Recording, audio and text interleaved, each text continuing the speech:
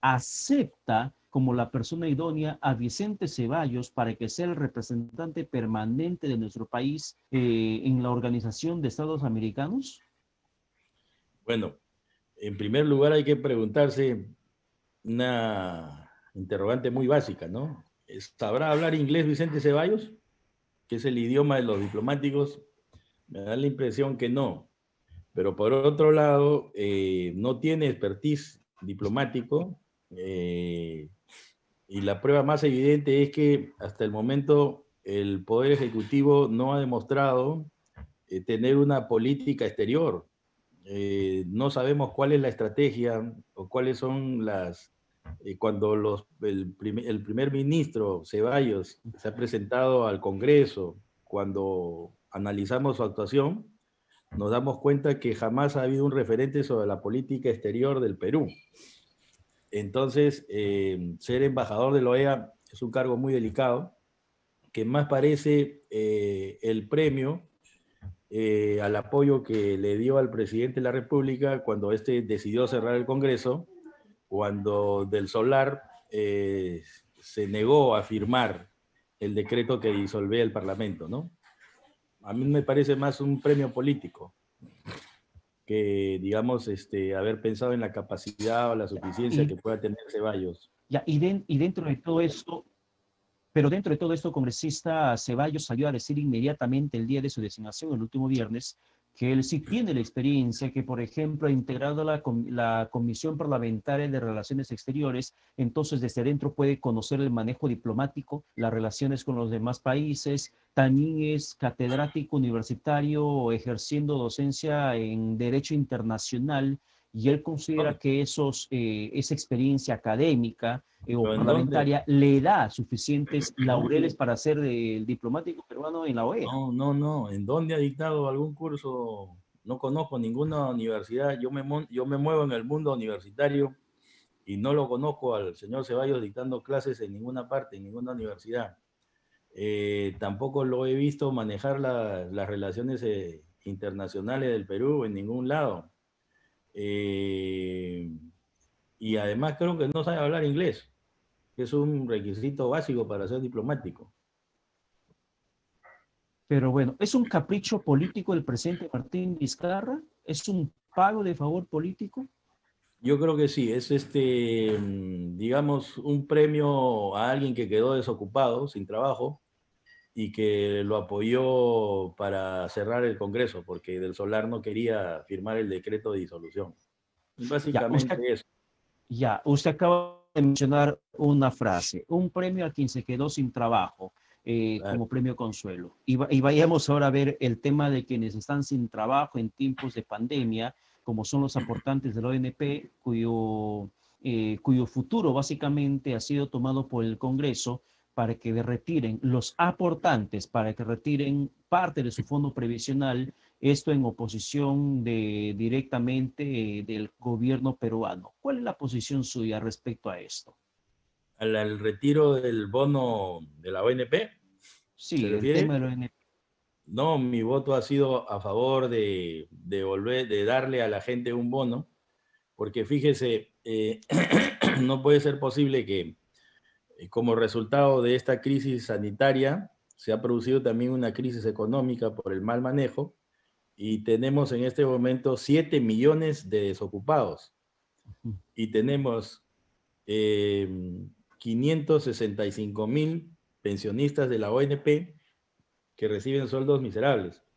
Y por otro lado, hay 215.000 aportantes al sistema privado de pensiones que también sabemos que hay cuestionamientos a lo que reciben. Entonces, el Perú, en medio de esta pandemia, con 7 millones de desempleados, no, 7 millones de desempleados, no, 7 millones de personas que han perdido el empleo, y con Han medio perdido su millón chamba. de jubilados, no se puede dar el lujo, por ejemplo, de haber entregado 60.000 millones de soles a través de Reactiva Perú a las grandes empresas. O sea, se ha pensado en los ricos y no en los pobres. Entonces, lo que el Parlamento ha pretendido en este caso es hacer justicia, ¿no? Y dentro de esa justicia, al parecer, no recibe el mismo mensaje el gobierno, quien señaló que va a interponer la observación a la norma y si el Congreso lo vuelve a aprobar por insistencia, plantear la inconstitucionalidad ante el tribunal, donde justamente usted también formó parte. Sí, yo lo que creo es que el tribunal va a resolver con arreglo a derecho, pero también es verdad que ha habido por parte de la ministra de Economía el día de ayer algunos mensajes para ponerse a conversar. O sea, ¿Mm? podría haber quizás un, un reencuentro, si es que el presidente lo observa, habría un tiempo para ver si porque el Parlamento no tiene tiempo para la insistencia. Puede hacerlo al día siguiente de la observación o puede demorarse 2, 3, 4 meses. Entonces, la ministra ha lanzado voces en el sentido de que ella está dispuesta al diálogo. Me parece que sería lo más aconsejable, ¿no? Llegar a Claro, a una se- solución más, se- a un punto intermedio quizá.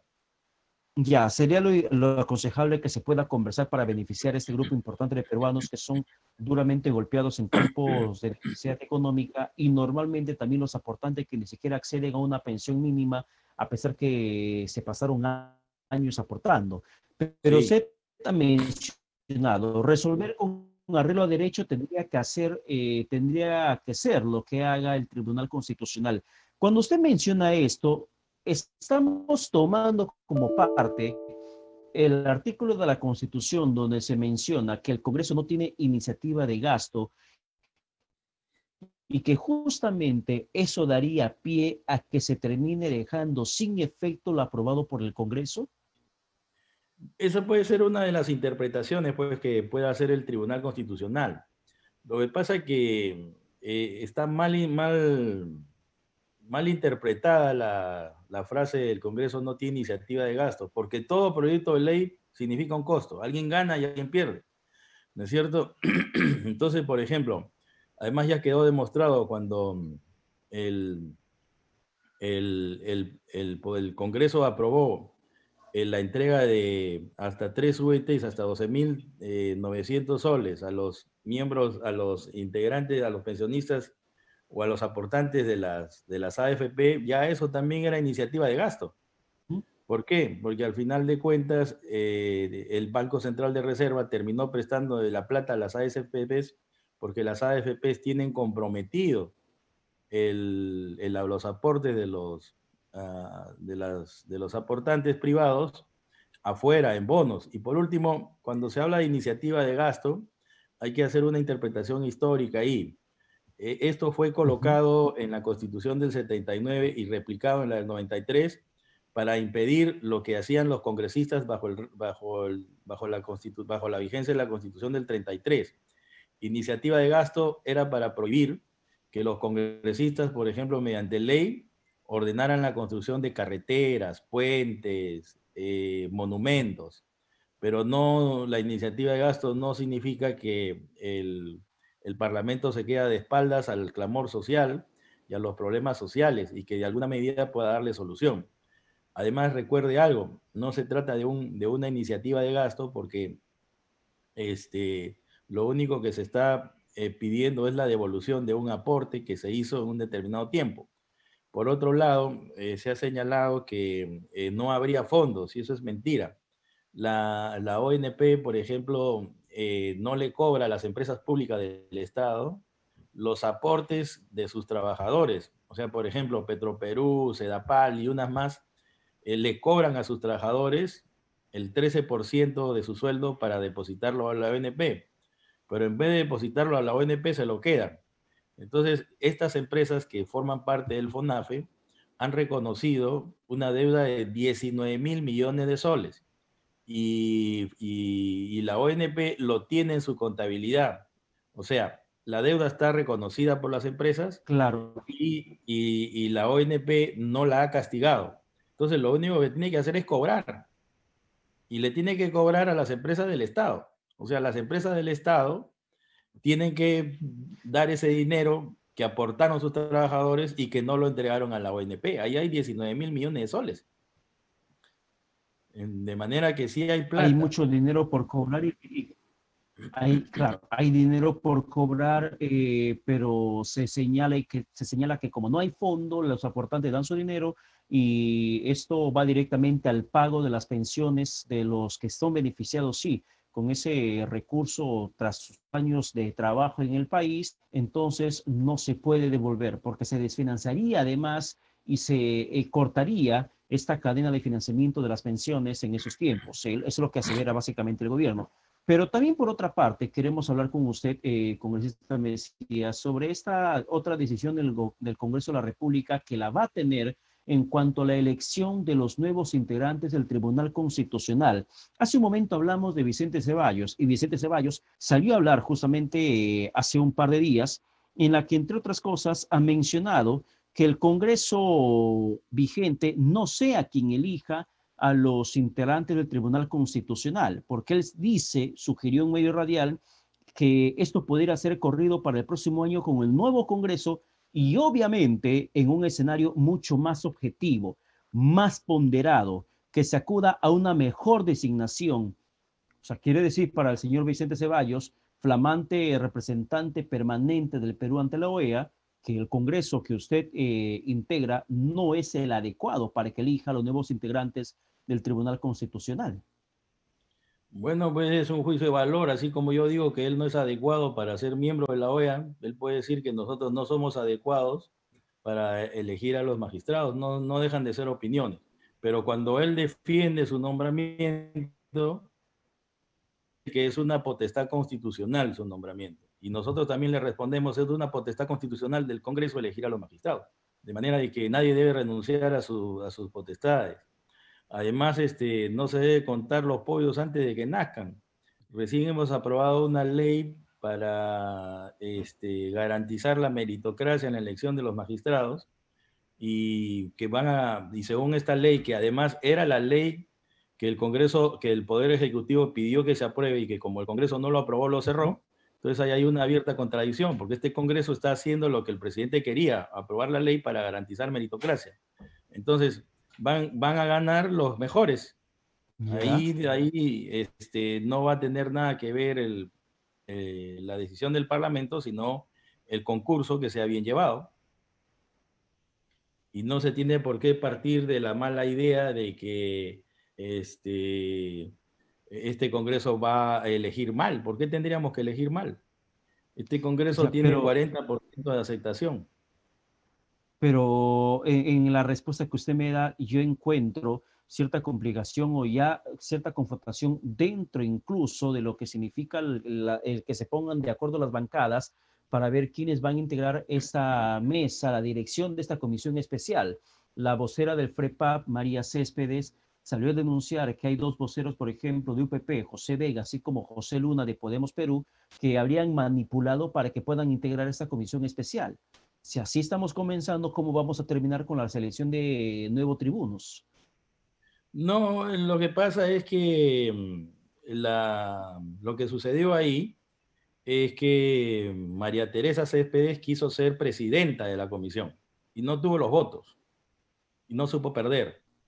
Entonces, hubo Ya. no una manipulación, sino un acuerdo de bancadas, que es normal, para tener los votos y obtener la presidencia de la comisión. Entonces, tengo entendido que María Teresa Céspedes está de secretaria o de vicepresidenta, no recuerdo bien. Pero en todo caso, es algo normal, no tiene nada que ver con lo que venga después. Creo que cada bancada ha elegido a su representante y entiendo que cada una de ellas ha puesto al que considera que es el más idóneo y todos tenían derecho a presidir la comisión. Entonces, como son 9 integrantes, entre ellos se hacen acuerdos para conformar la mesa. Y en ese acuerdo, María Teresa Céspedes se le ofreció la vicepresidencia y no quiso porque él quería la presidencia. Entonces, cuando perdió, en un estilo poco democrático, salió a decir lo que usted acaba de reseñar. Ya, pero congresista me decía, ¿cómo es esto de que se le ofreció la vicepresidencia y ella quería la presidencia? Los cargos como los conductores de presidencia, vicepresidencia, secretario técnico, ¿son designaciones por acuerdos verbales, negociaciones políticas de bancadas? ¿O es un tema de democracia que se practica? Somos 9, seleccionamos quiénes van a postular y votamos un voto secreto sobre cerrado y que ahí se elija quién es el favorito. ¿Cómo hacen la No, designación? no, pues sobre cerrado, así sea sobre cerrado, antes de cerrar el sobre, pues se conversa. Y no tiene Ya. nada de malo conversar, si el Parlamento es justamente un órgano político. La política es conversación, es diálogo, es intercambio de opiniones, ¿no es cierto?, de acuerdos. ¿Y por qué, Eh, y por qué a María Céspedes de FREPAP ofreció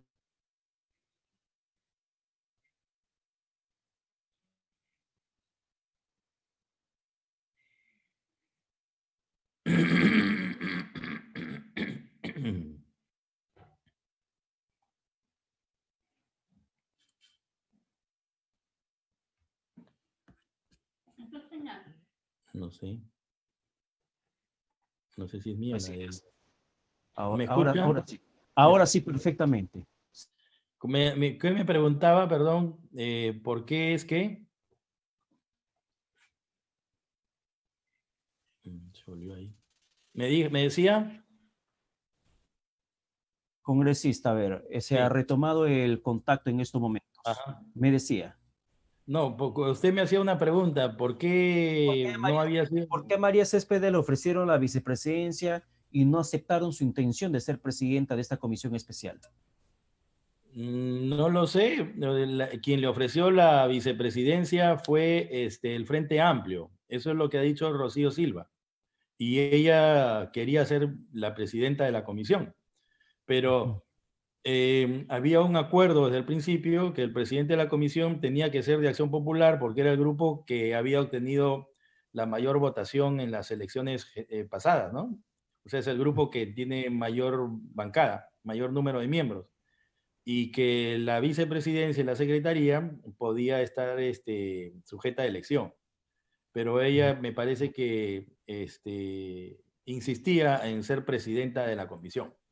Bueno, Y vamos a ver bueno, en pues, y y que al estas final, diferencias, claro, pero perdón, lo congresista me decía, que estas diferencias no afecten la probidad en la conducción de la elección de nuevos integrantes de un órgano constitucional como es el Tribunal Constitucional, que esto justamente las diferencias puedan ser superadas y se puede elegir a gente proba como se necesita en la conducción de importantes instituciones del país. Pero para terminar con la conversación, hay un tema que ha salido publicado en el Diario de la República respecto a diplomáticos cesados por Fujimori, por Alberto Fujimori, que pidan que se les reconozca la CTS completa, porque están denunciando que Cancillería solo les ha reconocido este beneficio desde que fueron repuestos en el año 2000 y no sus años anteriores de servicio. bueno, si es que el Poder Judicial les ha reconocido lo que ellos piden, hay que pagarles, pues. Eso ya es un problema de este gobierno, ¿no? Que les pague. Que es el que tendría que asumir justamente el pasivo. Bien, Claro. congresista me decía, la comunicación nos está fallando un poco, pero le Sí, agradezco el tiempo que nos ha brindado aquí en Rumbo al Poder. gracias a usted por la entrevista. Bien, bien, muchísimas gracias, que tenga buen domingo. Vamos a la pausa, regresamos con más aquí en Vez